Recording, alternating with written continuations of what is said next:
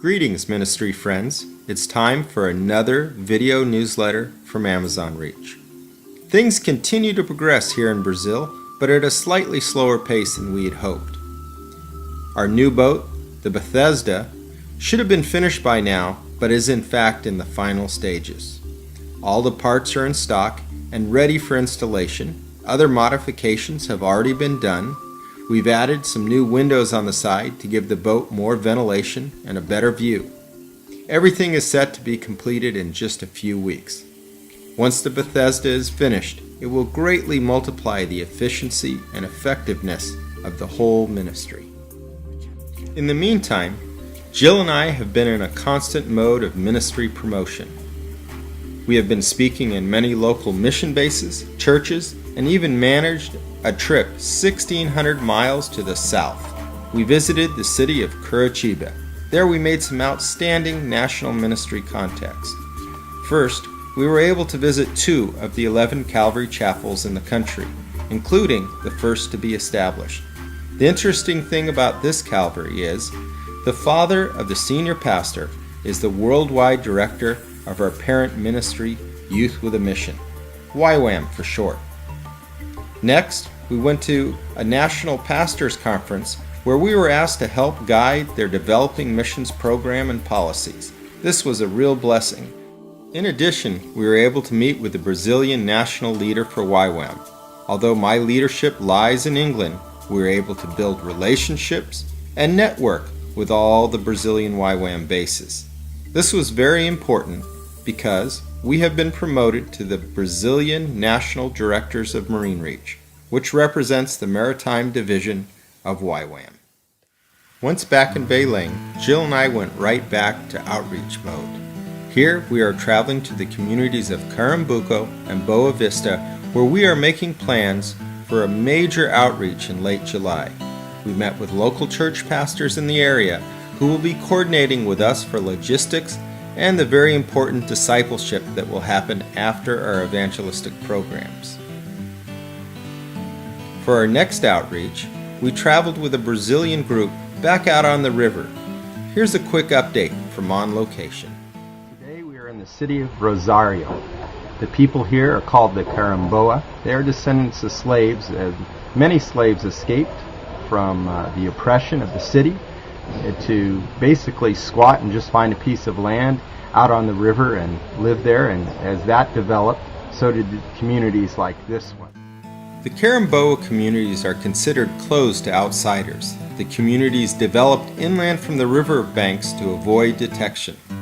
To visit, you still need to be invited by the community. Here we worked with a Brazilian team providing medical and dental care while constant modes of evangelism went on. We showed an evangelistic film, especially for children, but it attracted people of all ages.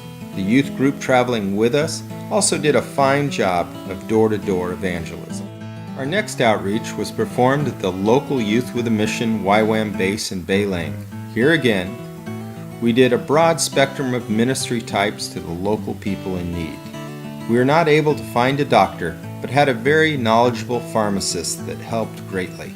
A local nurse was able to treat many ailments with basic care. We added teaching on health education so people would understand how and why they get sick, and more importantly, how to prevent it. Dentists here still need to treat children with fluoride since it's not in the water and not all toothpaste brands.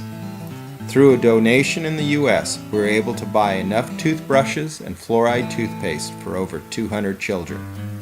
While all this was going on, we showed evangelistic films and performed dramas in the waiting area. Jill and I continue to teach classes to prospective missionaries, missionaries in training, youth groups, and church congregations. This dynamic has continued to produce a great number of skilled volunteers for our regular outreaches. One other ministry we ventured to try is simply showing the Jesus film in the streets of the city. This has its security risk, but felt it was worth it.